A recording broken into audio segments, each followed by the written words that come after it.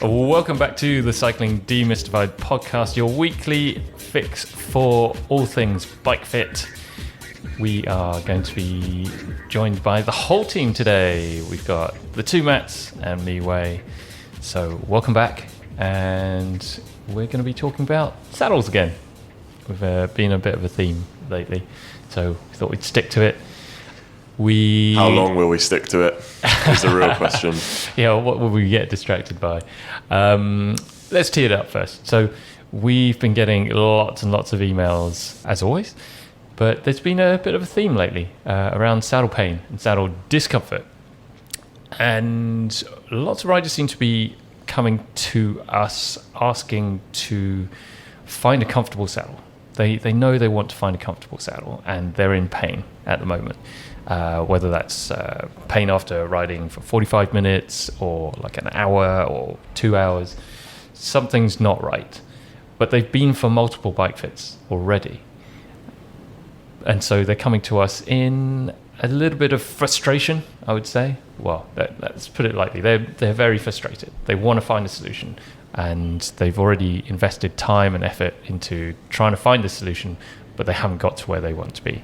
And quite often the request is, can I just borrow a saddle and test it out, and hopefully this will get me out of my pain?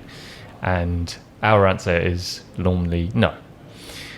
And I just wanted to break down like kind of why we say no, but also obviously it's no, but there's an explanation. Let's talk about this. Let's explain why this is relevant and what is the right way to go about trying to find a saddle and trying to help these people, and how we might go about solving this solution. So maybe this is more of a question for you guys. How would you go about helping this person who has had multiple bike fits, still in saddle pain, and explaining the process they need to go through to figure out how to get to where they need to be? Okay. There's some eyes. No one wants to answer this. Well, I've got an answer, but people aren't going to like it. Yeah. Well, let's start with, why do people kind of think why are people asking for those demo saddles? It's pretty much always people just saying, can I just borrow a saddle or maybe two? That's all I want. People are cheap. Well, hold on. Can I? Because I want to say something that's maybe a bit of a caveat before we get into the controversial stuff. Yeah. Which is that some bike fitters actually don't have that many saddles. Was that fair to say? That is fair to say. Yeah. And maybe at some bike fitters you wouldn't necessarily test the saddle, and like at the end of the day, it can be quite a big part of the puzzle. That's valid in some cases. And so, what I want to say is not to invalidate people who actually maybe do just need to test some saddles. Yeah. Mm-hmm. That being said, the way to do that is not to just kind of do a Hail Mary and just borrow a saddle out of the blue from your local bike fitter. Yeah. So I think part of this question is getting people to understand our perspective as a bike fitter and someone who wants to solve your problem. And then also getting people to understand, we do understand the perspective of kind of where they're at, which is where they've been trying to solve this problem and been to supposed experts who are trying to help them and not found the right solutions. But how do we deal with that kind of problem? So I think the first thing you need to do is differentiate the acute pain from a potential cause, right? Like any practitioner would in any other kind of realm of working with a body. Like you go to a physio, you've got a hurty knee, chances are, unless you've had direct trauma to that site, that the cause of the pain may likely be somewhere else. And it's the exact same kind of thing with your bike. If you've got an acute pain, discomfort in one area or one contact point or one area of your body, then you have to first off zoom out and take a look at the whole picture to see, right, is the acute site of the pain the actual root cause, or is the root cause coming from somewhere else? And to answer your question, where I think this is the first question that I would be thinking of, to look at the system as a whole to figure out, right, why is the pain showing up in this particular area, and what other areas are deficient, lacking, not doing the work that they should, and start to build a picture from there. So you have to, I hate this word, but you have to look at it holistically. It's a great word. Perfectly describes what we do here. It's the only word I've got. Until I come up with a better one, that is the only word I've got. Yeah, for sure. And I think that's the well, I think even before we get into trying to figure out and getting people to understand why they're in pain, and that's the key. It's like understanding why. If you understand the why, then you can start to put solutions into place. But just acknowledging the journey that they've been on already. And the first thing I'll say to people who contact me usually is like, well, have you been back to your bike fitter already that you've worked with? Like, if you worked with a bike fitter already, they've seen you, they've been through like hopefully hours of interaction, analysis, trying to figure you out, trying to figure your bike position out, and they've made some decisions based on that analysis to improve your position to get you to where you want to go. And so there's been some clear decision making. Now, why they've made those decisions hopefully have been made clear to you in that journey. Well, hopefully the decisions have been made together. And yeah, they've been made together. Like, a critical part of, a good bike fit process is making sure that the person in front of you or the rider understands why we're doing it and kind of agrees. There's an agreement that's made between people, like this should be a good way to go. And if it doesn't work out, that kind of test, that hypothesis, that experiment doesn't work out, then that should guide you in another direction. So you're like, oh, I tested this, okay, that was not the result that we kind of wanted. Okay, that means we need to move in a different direction. And so usually that bike fitter is the best person or best placed person to continue to help you, because you can build on what you've already learned. Yeah. We've tried this, that didn't work, so let's go in a different direction. So I think keeping that dialogue going usually helps, but of course that's the ideal. That doesn't always happen, and so I don't know, like I feel like good practitioners should be able to open dialogues with all types of people. And I think this is like, I don't know about you guys, but like, I don't get along with everybody. Like, I struggle with certain personality types and so on. And so, but I still find a way of creating a dialogue and so on. I think that's part of a skill of being, well, dialogue's two ways, right? Yeah. So, like, I don't get along with everyone. Certainly everyone doesn't get along with me. And that's fine.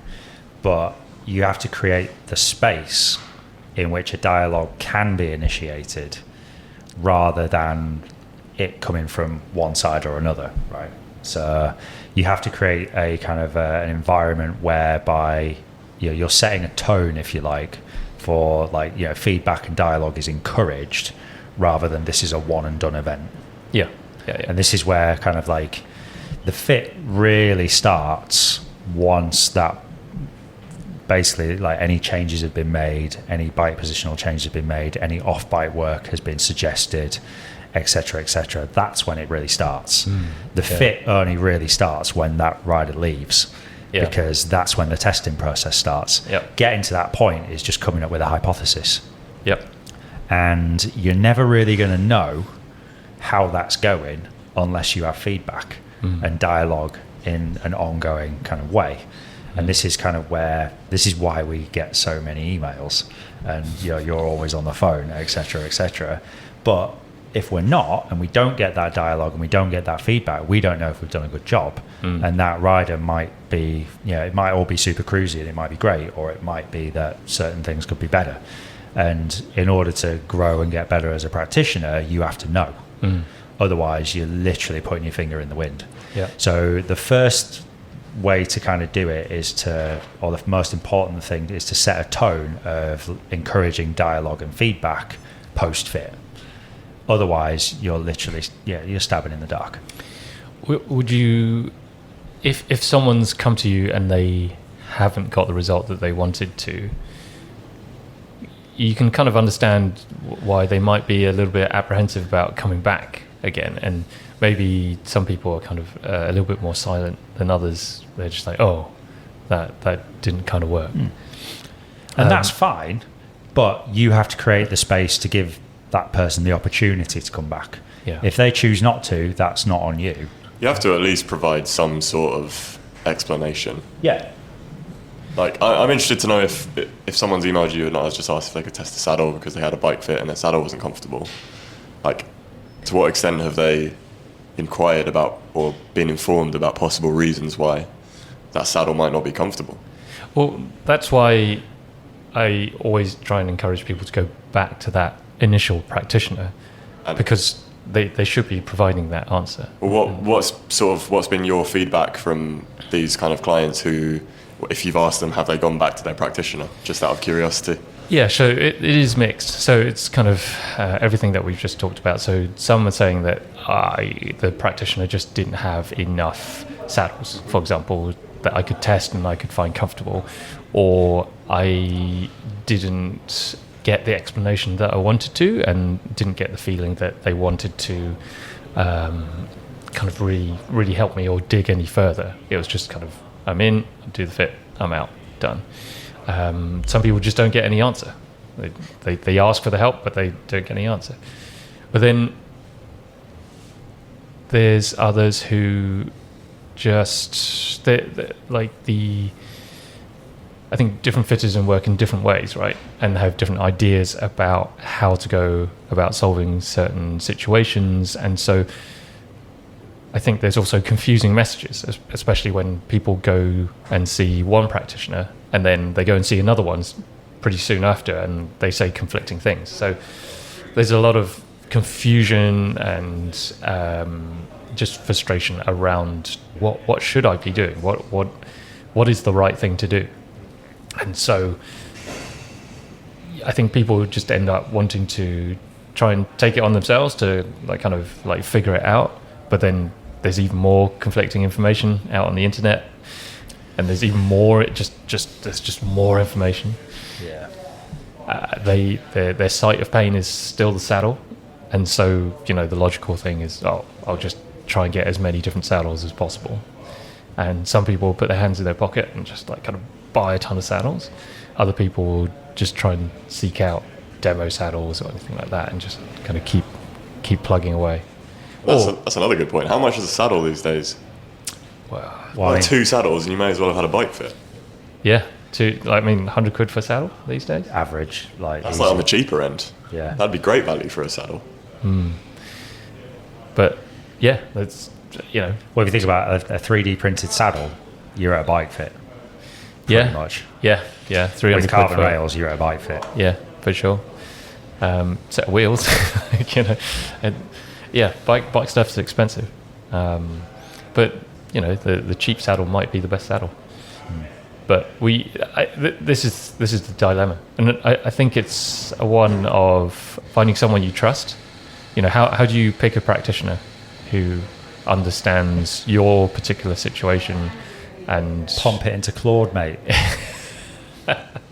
You know what? Someone came in and said they typed foundation bike fit or search for best bike fit into kind of Claude, and it came out and said specifically you need to go and see either Way or Matt.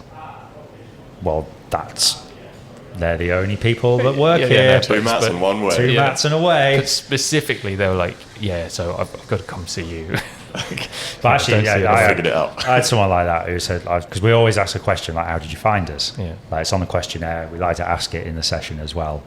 And apparently, 10 years ago, everyone was optimizing for, this is a bit of a tangent, but 10 years ago, everyone was optimizing for SEO. Now everyone's optimizing for ChatGPT and Claude and the AI functions. And apparently, Reddit is where it pulls from. Oh, really? Yeah. So if you're big on Reddit, then chances are Claude is going to find you. Oh, man. I don't There you know. go, Are we How big do on you feel Reddit? about that? Apparently we are big on Reddit. I've only recently learned what Reddit is. But Anyway, let's get back to talking about helping people. But so- yeah, it's like yeah.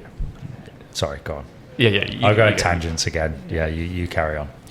Okay, so we've got to the point where someone's been for multiple bike fits and they're struggling. So what do we do next? If they do want to go back to their practitioner initially and just keep working on it, plugging away, then that's great.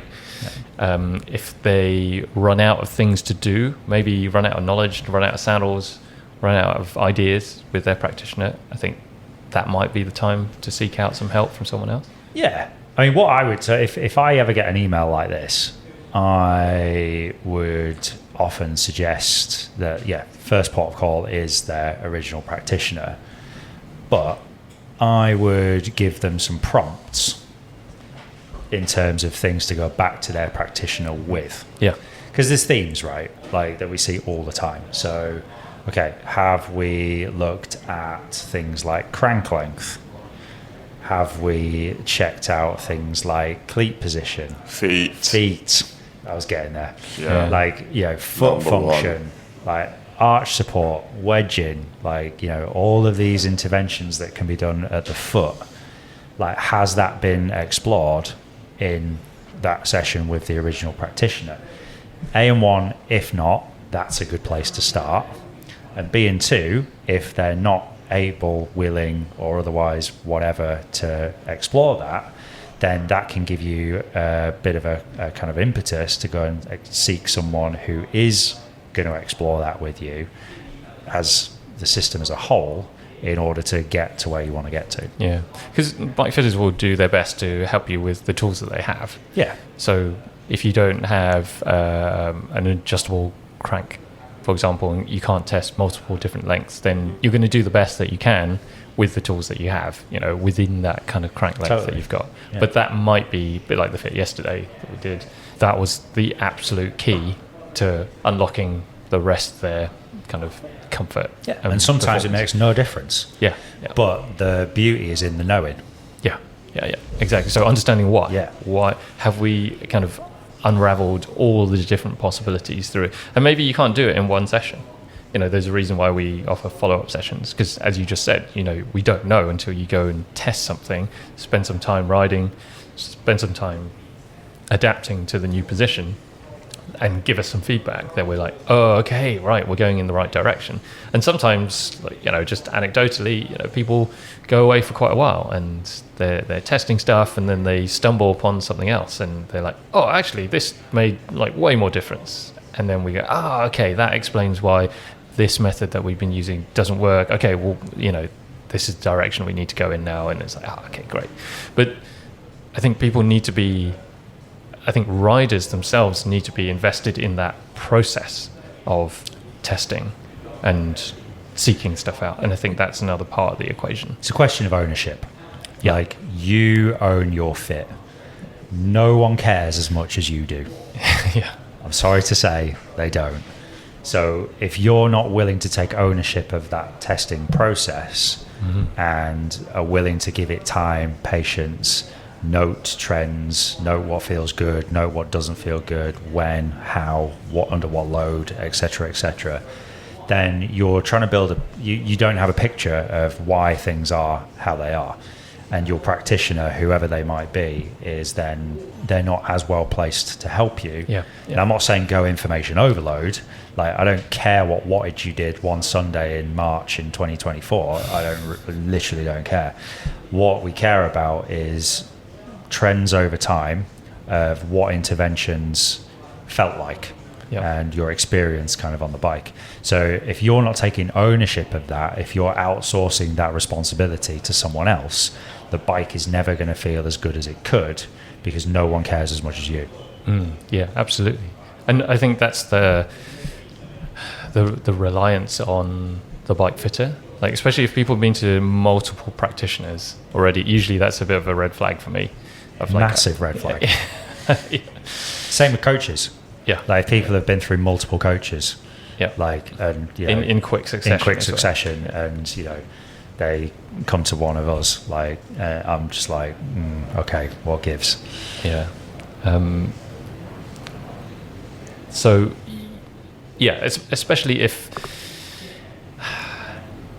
I think we know quite a lot of fitters as well, and It's a lots of small different- world, yeah. different styles of bike fitting and so on. But even then, like, you'd be surprised what hasn't been tried. Yeah, I'm sort of trying to play devil's advocate here. Well, you don't know what you don't know, right? You don't know what you don't know, and like, I mean, let's be honest. It's not an exhaustive list of things that go into saddle comfort, is it? Really? Like, it's not rocket science. I know it can be tricky with certain people, but in terms of the things that you need to address, it's a fairly short list. Because, like, let's be honest, saddle position? In the context of a bike fit, it's a short list. Yeah, But then you open Pandora's box. exactly. But that's part of the list, though. So this is what I'm saying is, in my mind, it's saddle position. Yeah. That's so obviously let's say king. saddle height. Saddle height, and forearm. Relative, Let's just lump that under relative to the feet. relative to the feet. Let's just lump that under one thing. So saddle position, feet. So I'm thinking here, cleats, insoles, wedging, etc. Shoes. That's another thing. Crank length, and maybe like a bit of front end positioning. And if those kind of four things haven't actually been looked at, really. Oh, sorry, there's a big fifth thing actually, which I was going to say, which is how does your body function off the bike? Yeah. So what asymmetries and limitations do you have in your body that may contribute to saddle discomfort? I thought you were separating body and And bike. I give you Pandora's box. But this, I'm counting it on my fingers, and I got 5 fingers held up, right? Well, 4 fingers and 1 thumb. It's not really that much. It is. Do you know what I mean? But you'd be surprised when 2 and 3 haven't been looked at. Exactly. You'd be surprised how often saddle positioning is not where it could be, or not as good as it could be, and things like shoes, feet, cleats, cranks haven't been addressed. These are kind of the big 3, kind of 4 things that should be kind of taken as read. And but even then, maybe that information isn't out there. So maybe the onus is on us, I guess, or the bike industry to just be like, if those 5 things haven't been addressed, then... Well, this is what we were saying earlier about these are questions to go back to your practitioner with. 100%. Right? So it's like, if you haven't explored stuff at the foot, why not? Yeah. Was there no time? Did we not have the resource? Is there not kind of options to test? There's no right or wrong answer. It's just you have to ask the question in order to get the answer for you to kind of take the next step, right? So, but then I think you've got like the 4 things there of kind of like The bike related things, and then you get into Pandora's box about the body, Yeah. and this takes a lot longer, it's a lot slower, and it's a lot harder in order to kind of move forward. And I think you kind of like a lot of people separate this in their brain. Bike is the problem.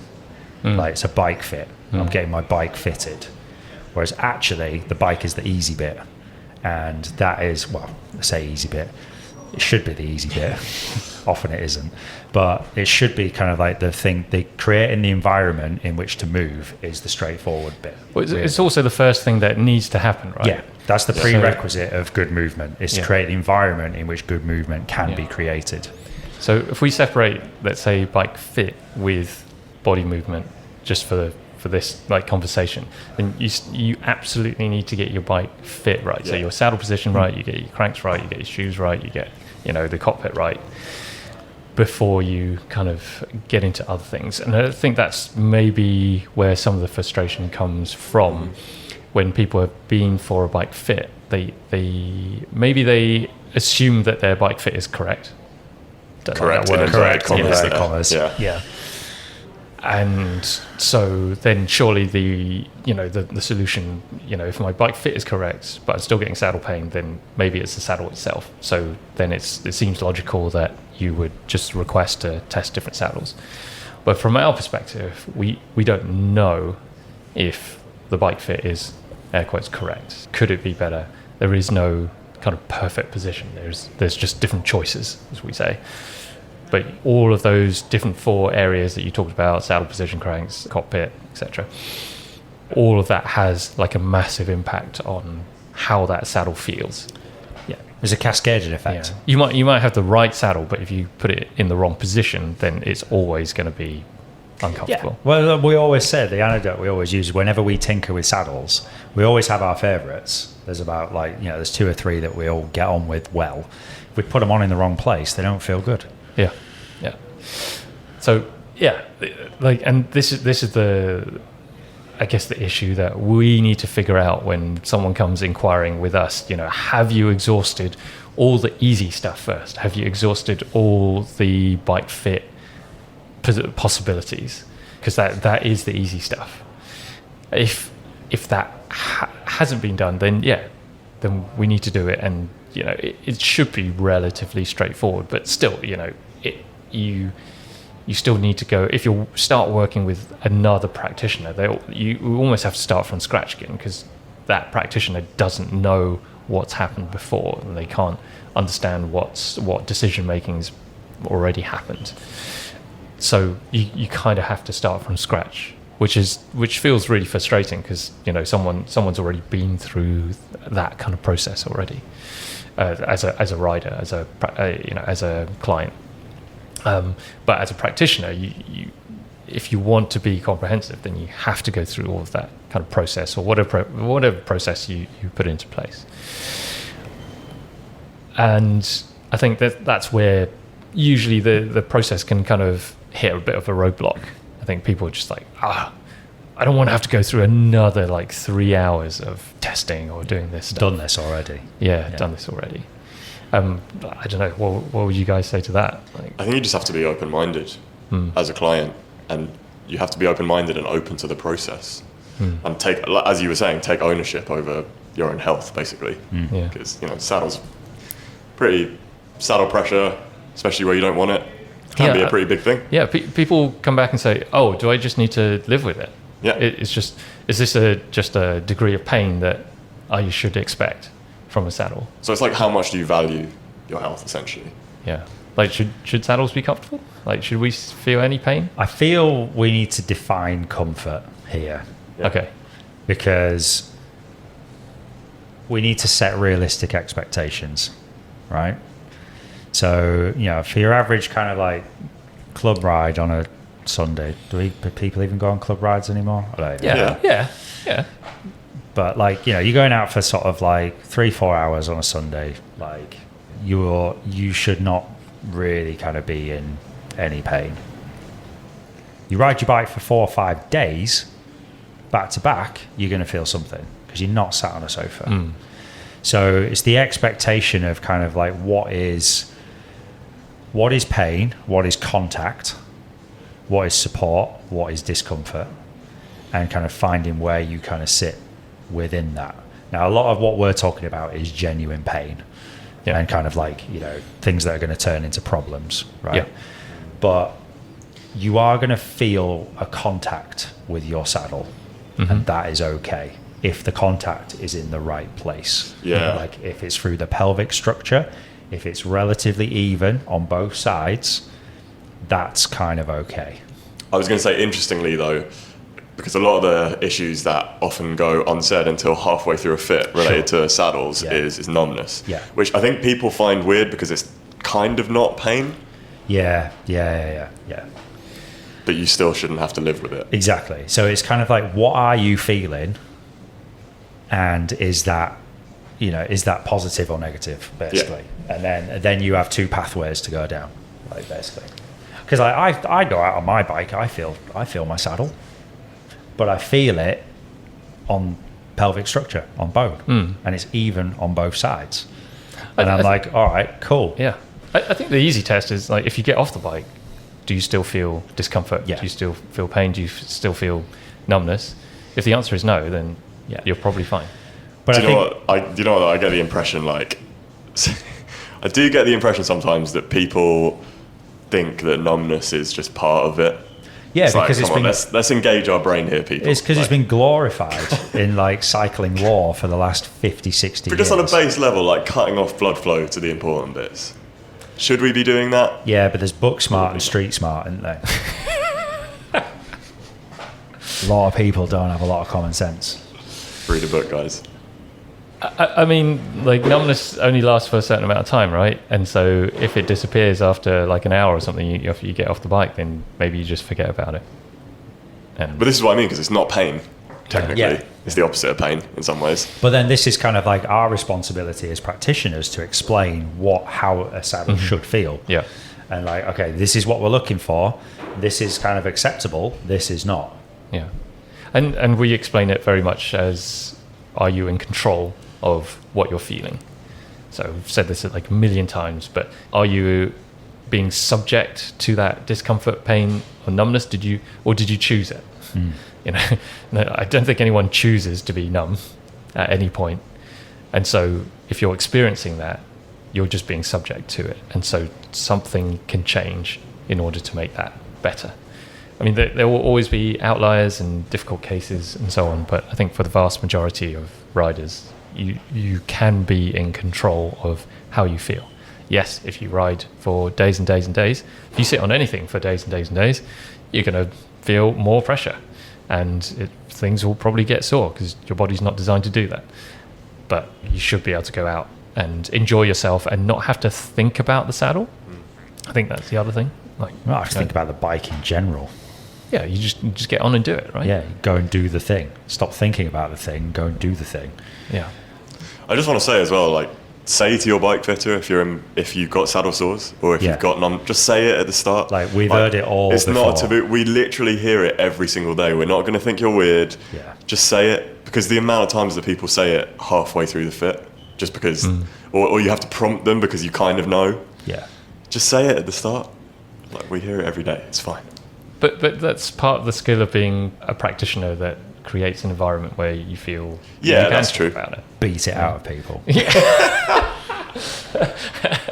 I mean, that's one way to go about it. Some people like being direct. Other people, you need to let them pedal for an hour before they kind of come out with it and say, actually, oh, you know, you had a guy he came in, sat on the saddle, was absolutely fine through the whole fit, and then now he's come back and said, well, actually, maybe it could be a bit better. But it's taken this time to realize and change his position. The rest of the position is great. Everything else feels good, but suddenly you realize that, oh, maybe the saddle. Well, there's other things going on there. Yeah. The Pandora's box. That's a will- nice segue. Should we go Pandora's there? box will be opened. Because we Okay. haven't actually really gotten into this, and I No. feel like you guys wanted to. Absolutely. Should we set the scene again? So we've,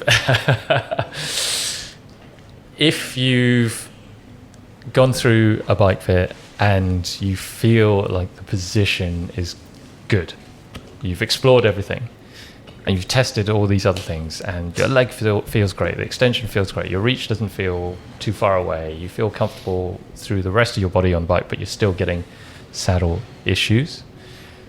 Maybe you have tried multiple different saddles and you're still uncomfortable. You know, this is where Pandora's box opens. Would you say that's right?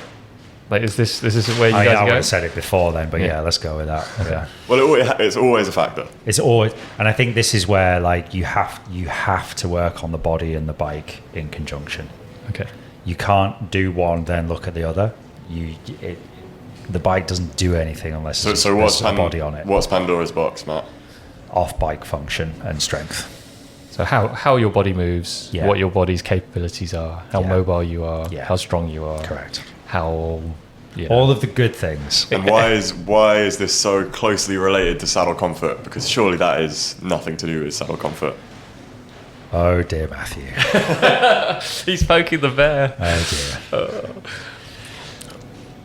Why does my squat matter to my saddle comfort? So, where do you want to start? Your feet up? Yeah, you do you. Right. Should we start three contact points So, on the bike? you only contact the bike in three places. Your hands, your saddle, and your feet. If you're being pedantic, 2 five. feet. 2 feet, Five 2 hands. contact points. Yeah. 2 hands, 2 feet, and your butt. So there's a hierarchy of stability that we want to create on the bike. God, I bore myself. I've said this so many times. And if that hierarchy of stability is not in the order that we want it, the force it takes to hold your posture on the bike and in relation to gravity, which is always acting upon you, does not change. It just goes into a different part of your body, thus creating a compensation. Compensations are generally bad in this context because you're placing weight into areas of your bike in your body which we don't necessarily want to place weight. So a squat is important because it's a very good proxy for the bike riding posture. But it's also a good proxy for how you should create stability on a bike. So I feel like I'm talking to like a class of 6-year-olds here. However, we will continue. So when you do a squat, all of the weight goes through your feet because that is how you are contacting the ground and managing your relationship to gravity. So when you go down into the squat, you're putting wet pressure through your feet, your big kind of muscles and your top of your leg and your hips are working, so quads, glutes, hamstrings. When you push the ground away to move the weight back up to a standing position and are extending your hips, all of the weight is going through your feet. This is very, very similar to how you pedal a bicycle. You push on the pedals to create hip extension in order to generate force to turn the back wheel to move you forward. If your bike position and the bike environment is in a good place, you should be able to do this effectively with a balance of muscles from the anterior and posterior chain. Ideally, a little bit more posterior chain, but that's a story for another day. I'm not boring you yet. So if the weight isn't going through your feet and you can't push all the way down to the pedal stroke, to the bottom of the pedal stroke, then that weight has to go somewhere. And if your saddle position isn't like in a good place, then the next adjacent contact point, which is your saddle, will take more weight than it needs to. Picture this: you're in the park as a kid, your mate leaves you hanging on a seesaw at the top and your legs are dangling in midair. What's taking the weight? It's your pelvis. So if we think about this in the context of a bike, if your saddle position and your feet aren't stable and they're not in the right place, your kind of like foot can't function properly, you're not supported through your foot, your cleats might be in the wrong place, you haven't got the correct arch support, the correct wedging, the crank length is too long, your saddle's too far back, your saddle's too far forward, it's too high, it's too low, whatever it is, then that creates a suboptimal environment for generating force through your feet, from your hip, and your saddle will likely take more weight than you want it to. All right. Lots to think about. Yeah. I'm not finished. Okay. I'm glad.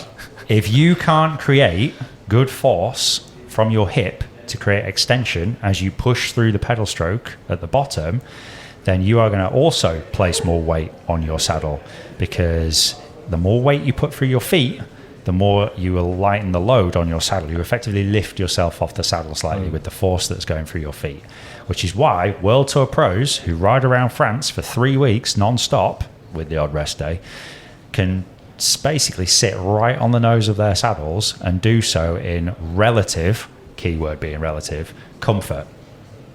Maybe. Yeah. We don't know that for sure, but they can do it. The consequences of which to be confirmed in 10 years' time. Well, there's an easy test, right? You can do at home. Like if you put your bike on a turbo and ride in a really easy gear in a little ring, and just see how much pressure there is on the saddle, and then whack it into the big ring and stay seated but push a really big gear, just notice how that changes. Yeah, your saddle you'll have less pressure on your saddle and your hands will get lighter. So all of that, the point being, if you are not strong enough to generate enough force going through your feet to lighten the load on your saddle, what's going to take the weight? Yeah. I'd like to expand on all of this. Yep. Which is that if you're someone who is, as we've been talking about, someone who's had a few bike fits, and they have involved hooking you up to a few lasers and looking at you from one side only, and you've come out of that experiencing saddle discomfort, then it's very important to remember. Single-sided saddle discomfort? Yeah. Maybe, yeah. Quite possibly single-sided saddle discomfort. Likely. Then it's very, very important to remember that the bike is a 3D object, as are you. And you're not like a stick man on a piece of paper, and so this is where asymmetries that may be present in your body, because we all have them, some more than others, this can really affect saddle discomfort. So saddles are kind of designed to be sat on, as are bikes in general, symmetrically. They're always symmetrical objects. You never really get a saddle that looks a bit different from right to left unless you've cracked it, broken it, which does happen. Or bought a really weird one off Temu. Yeah. Or a really Defective. expensive one. Or a really expensive one. Or a leather one. Or a leather one, yeah. So, but in general, saddles are symmetrical and designed to be sat on symmetrically. And if you're not a symmetrical person and have been assessed as a symmetrical person, then this is likely contributing to some of the saddle discomfort that you may be feeling. Yeah. So strength is one element, function is another. And this is why the squat is a great diagnostic, because it's a very specific bike riding kind of movement. And also it tells us a lot about how your body wants to function in that movement, i.e. or not function. So what we see a lot is people who can't squat symmetrically. Yeah. So if you've got a compensation, your pelvis moves in two parts, right? The left and the right part, they move independently. You want to get into like all this other stuff about, left AIC, right BC patterns and whatever. Basically, if your hip sockets function differently on each side. Yeah, then you are likely going to create a compensation when you are placed into enough flexion in order to initiate that compensation. If your function doesn't allow you to sit on that bicycle symmetrically and cope with the amount of flexion that is being asked of you, then you have some challenges to overcome. Mm-hmm. Some of this can be helped by mechanical choices and positional choices on your bike. A lot of it can be helped with specific and targeted functional strength work off the bike. The two go hand in hand. Yeah, so like we've had, I think I got one sort of client in mind who just tried like literally every saddle that we have, and that is a lot. And similar sort of like, central soft tissue discomfort on basically every saddle that we tried. And you look at her squat, and it's like, you go way off to the right. You shift away into your right hip when you squat. So essentially what was happening is she was missing the pressure relief cutout on every single saddle that we tried. Yeah. And we kind of like got her to the center. We sort of like shifted her hips over to the middle of the saddle, and it's like, oh yeah, all that soft tissue pressure goes away. But it's like, that's great. How are you going to keep it there? Yeah.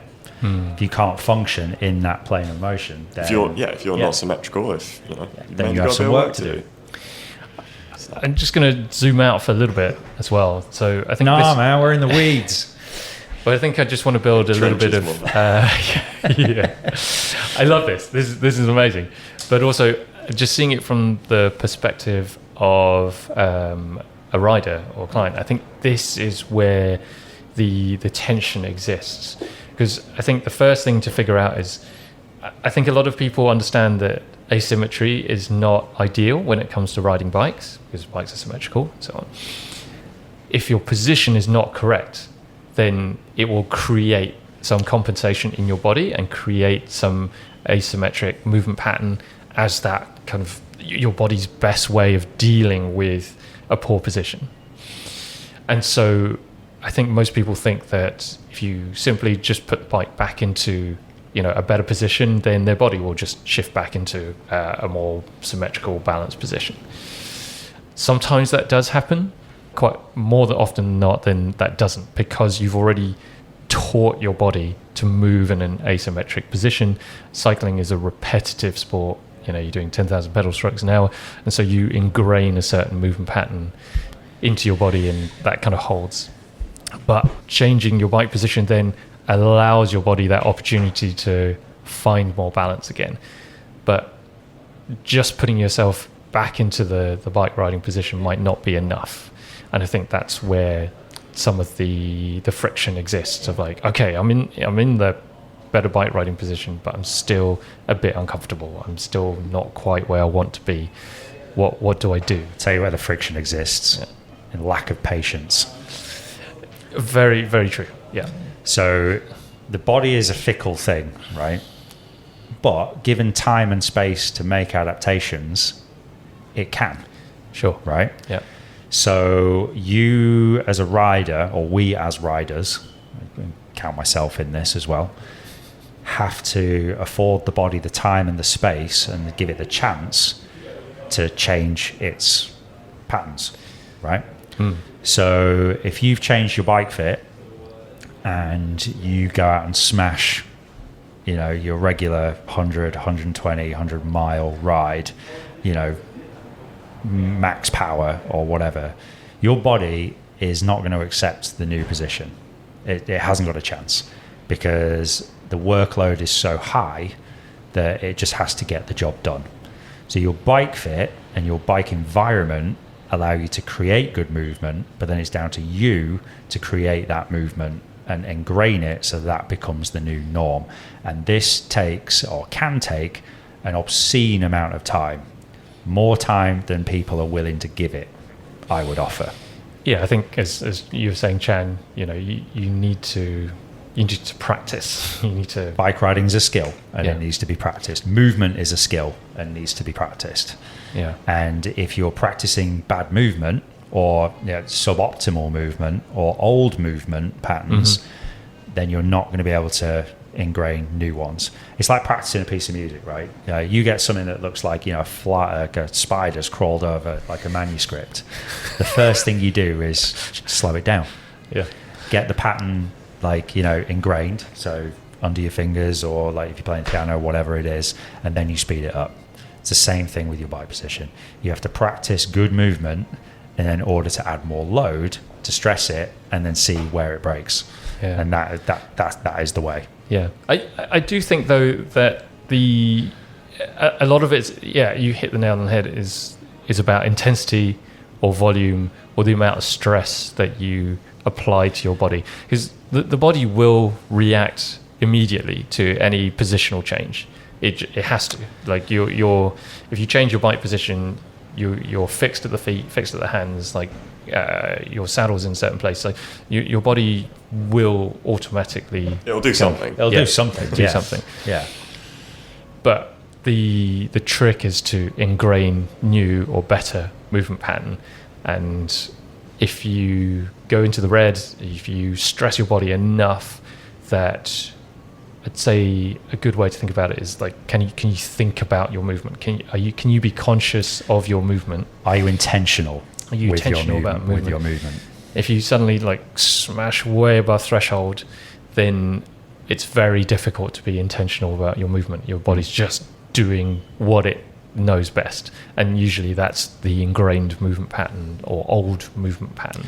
But the other thing as well, if you're not working hard enough and not being intentional enough with your movement, so postural stuff is quite a thing, right? So you can have all the strength in the world, what we were just discussing this morning, you can have idiot strength, and if you're not creating the good posture, then there's no chance that, if you're not riding the bike with intent and creating good posture with intent, then there's no way you're going to be able to use that strength effectively. Bike doesn't ride itself. Exactly. Yeah. So you need to find that balance of not going too hard that you can't be intentional, and your body just falling back into old movement patterns. But we see this a lot as well with especially on the theme of saddles. It's if you're not creating the right postures and you're being lazy and being a prawn, then the saddle's going to feel really bad. Yeah. Or Matt, your lady who was leaning over to the right, you put her back into the center, and she now knows what center feels like, and so you can be intentional about how you ride in that kind of posture for a bit. But as soon as she goes hard, and she's just going to dump into that kind of right hand side again. So it's about being in control, right? Yeah. I think is what we're talking about. Yeah. So if you know your movement patterns, if you understand what you're doing on the bike, and maybe you do exactly the same thing away from the bike, then I would suggest that training your body away from the bike is actually a safer or more controlled way of ingraining better movement patterns. Yeah, 100%. Yeah. Again, it's slowing it down, it's breaking it down. There's so many things happening when you go and ride your bike that it's really difficult to think about one thing. But if you have some physio exercises, or you go to the gym, or some kind of space where you can kind of break it down a little bit more and essentially control a certain movement pattern, then you can start to ingrain that. Does that make sense? Yeah, totally. Yeah, and this is often kind of the thing that holds people back is the off-bike stuff, your functionality off the bike. Because like we said, the bike is relatively easy to sort out, to create a good environment. If there's only 10 things you can move on a bike, right? Yeah. So we would hope that your bike fit is in a good place if you have been for a bike fit. But if there's consistencies with how you move on and off the bike, then you've got to look in the mirror and go, right, well, maybe I'm the problem. Yeah. So, But it is just due to the fact that, riding a bike is weird. Yeah. It's weird and it's symmetrical. And, like, interestingly, like in the rehab world, like, symmetry isn't necessarily something that you would chase if you're not in pain. No. But this is where it gets weird when you're riding the bike. It's like, well, if you want to ride this bike sort of and be in control of your discomfort, then we kind of do chase symmetry. well, the more I think about it, the more bike fit in my head is about creating an environment where there is enough slack in the system where you can work within a tolerance given what your body does. True. Yeah. I mean, we often see very asymmetrical people who are not in pain or Correct. discomfort of any Yeah. sort. Exactly. So it's like we operate in a grey area, right? Whereby there's an inanimate object that is being kind of like interacted with a very dynamic, usually asymmetrical, usually dysfunctional human. That's fine.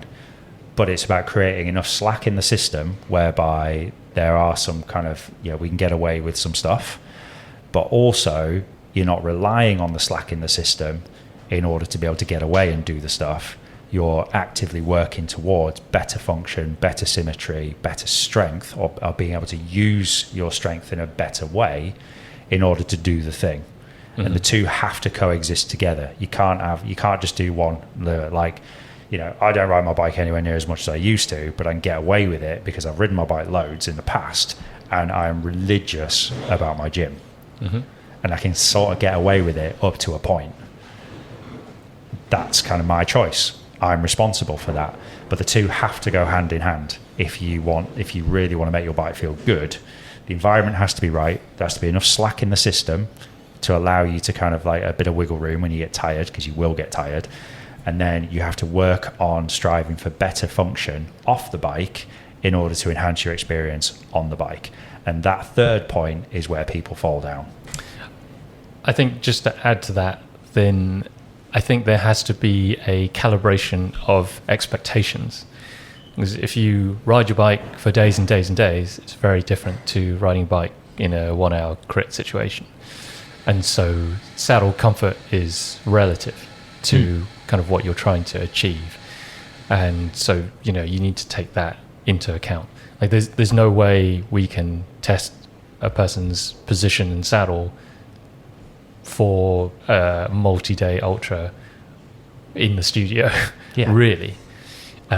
We just need to, as you were saying, figure out where where's the slack, what's what we call like their window of fit. So if we put them somewhere in the middle of their window, then usually they've got a bit of slack kind of either way. And so that would be a good place to start to figure out, is this position going to actually work for that person, and then get them to go and test it and give us some feedback and then make tweaks as appropriate. So again, that process takes time.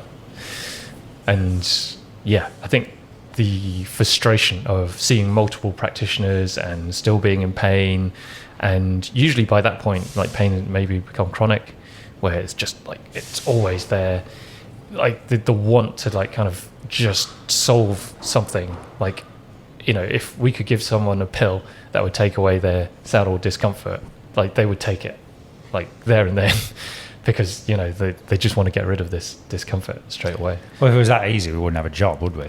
No, but that's what people want, though. Yeah. Like the quicker you can do something, then the more people want it, right? Yeah. But this is where the complication of bike fit comes in, and the complication of working with human beings, and so on. So I think that's probably a good place to That was a big bike fit brain dump, wasn't it? Yeah, it was. I mean, this could go on. Yeah, I think I want to just try and quickly kind of summarize and like kind of give people. I'll summarize it for you. Okay, you summarize it. Go on our website, go and read the article about why saddle discomfort might not be totally related to your saddle. Everything we've discussed is in there. What was your response to this email that you had, Way? I think it's everything that I mean, I've had like 5 in the last like week or something like that. This is why this podcast exists. But it was exactly what we talked about. It always starts with go back to your practitioner, or like starts with like, have you been back to your practitioner? What was their response? Oh, I'll just go on eBay and buy a few saddles. Well, it's multiple different things. And the other thing we haven't talked about is people might have been to see a bike fitter. It didn't get them the results. They then fiddle with their kind of position again, and then put the position out again. Maybe they don't know how to read the measurements that they've been given, so they can't go back to where they have been, and so then the cycle starts again. But essentially, we're here to help people. We can help people. The only thing that we can guarantee when I think people are looking for reassurance when they get to this point. They've been to see multiple people. They've tried lots of different things themselves. They just want to solve the problem. But they also want reassurance that the investment they're making in terms of time and also money is going to be worth it. Like, they're just like, I've already poured hundreds of pounds into this and not got anywhere. How do I know you guys can help me? And, you know, the honest answer is, I don't know until I see you. But the only thing I can guarantee is that I will put in 110% effort to figure this thing out for you and work through it and just talk through that kind of process. And quite often that process hasn't been explained, or the why hasn't been given, or enough saddles haven't been tested, or they haven't learned where in their fit window they sit.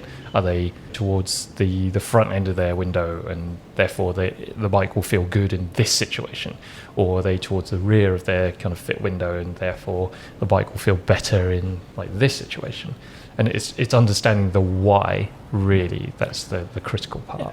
But then also you got to look in the mirror, and like if your practitioner has recommended you test X, Y, Z, yep, or do X, Y, Z, yep, both on and off the bike, yep, have you exhausted all current options available to you? Yeah. Yes or no? And again, like it's understanding why you need to test X, Y, and Z. Why do I need to do the off-bike work? All right, you're dumping into your right hip on the bike. You're dumping into your right hip off the bike. If you're doing that on and off the bike, don't expect changing a saddle will just suddenly change that. Exactly. So, you know, there has to be a way of explaining why you need to do something. And yeah, that's it. You just got to go through the process. Yeah.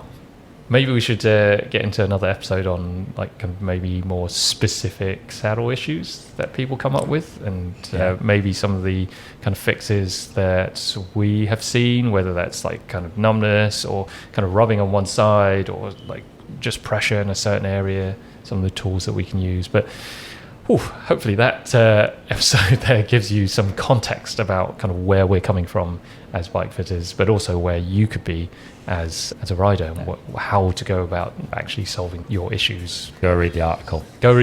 I'll leave a link in the show notes. Thanks for listening if you made it all the way through. And we will see you next week for another episode.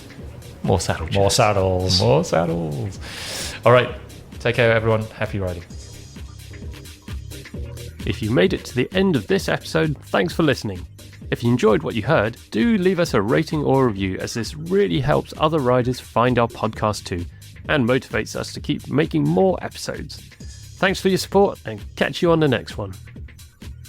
Suffering from numb hands, tingling toes, and any other persistent discomforts when you ride? These are all signs that your bike fit could be improved.